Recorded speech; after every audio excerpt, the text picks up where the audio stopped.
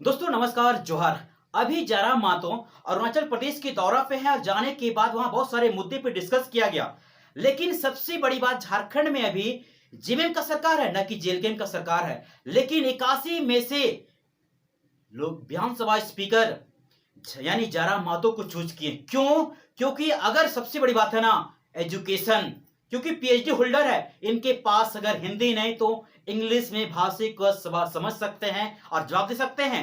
इसलिए सबसे बड़ी बात है ना कि और जेएमएम का विधायक मंत्री है, लेकिन इनके साथ जयराम मातो को भेजा गया। सबसे बड़ी बात है। और वहां जाने के बाद ना डिस्कस किस किस मुद्दे पे बात किया गया है, आइए जानते हैं। सबसे बड़ी बात, जिस तरह जयराम मातो खतियानी बात करके 1932 के लेकर के जो मुद्दा रखे थे, झारखंड रखे थे, इसी को लेकर के वहां जाने के बाद मुद्दा रखे थे। और सबसे बड़ी बात है ना, वहां जाने के बाद विधानसभा एंटर करने के बाद नंगे पांव एंटर किए थे। जिस तरह झारखंड में पहली बार विधायक में चूज कर करके आए थे और विधानसभा जब एंटर करने की बात किया था, उस समय खाली पांव गए थे, नंगे पांव गए थे। उस समय पूरा फुटेज मीडिया में झारखंड में चर्चा का विषय बन गया था। और जब उनसे पूछा गया कि आप नंगे पांव एंटर क्यों कर रहे हैं, उनसे पूछा गया कि ये विधानसभा यानी विधानसभा पब्लिक के लिए ना सब कुछ तय यहीं से किया जाता है, यानी लोकतंत्र का ये मंदिर है, इसलिए मैं यहां खाली पैर एंटर करूंगा।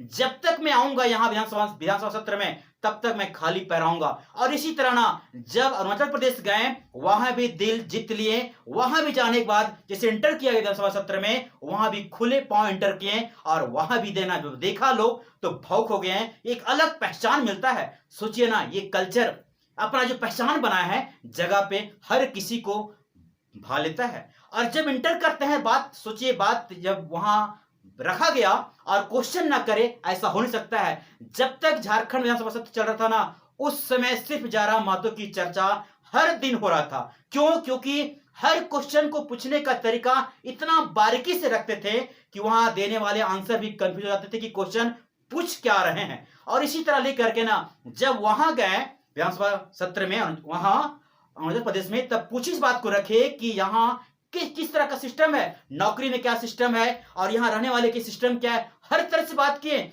यहाँ झारखंड में 60-40 चलता है, लेकिन वहां पूछा गया 80 और 20 पे काम करता है। मतलब 80 वहां के स्थानीय लोगों को नौकरी मिलता है और 20 बाहरियों को। लेकिन सबसे बड़ी बात है ना, अरुणाचल प्रदेश में बाहरी जमीन नहीं खरीद सकता है, लेकिन झारखंड एक ऐसा है ना, पूरा खुल्लम खुल्ला है, कोई भी आके यहाँ परचेज कर सकता है। सोचिए, इसी बात को लेकर के झारखंड सरकार को कह रहे थे और चीजें और स्थानीय की बात करते थे, मतलब नियोजन नीति की बात करते थे। हर चीज को बात किए, जो बात वहां किए वो झारखंड में एक भी नहीं है। और इसी के बात को लेकर के जेएलकेएम के नेता यानी खतियानी पदयात्रा स्टार्टिंग किए हैं और आज रांची में आकर के राजभवन के पास रखेंगे, धरना देंगे और सौंपेंगे। झारखंड सरकार से आह्वान कर रहे हैं, बात कर रहे हैं कि तुरंत झारखंड में 1932 लागू किया जाए। अगर लागू नहीं करते हैं तो इससे और बड़ा आंदोलन होगा। और इस बात को लेकर के ना, जिस तरह झारखंड में अभी एक अलग तरह का मुहिम चला रहे हैं, जिस तरह की बात कर रहे हैं कि 1932 खतियान लागू होना चाहिए और लागू होना चाहिए, ये हर इसी मुद्दा को लेकर के ना जयराम मातो आज विधानसभा सत्र में आए हैं और इसी मुद्दा लेकर खड़ा करके किए थे, जो झारखंडियों को बहुत बेहद पसंद आया था। आप क्या सोचते हैं? अपना कमेंट पर राय जरूर छोड़िएगा। Thank you so much. जय हिंद।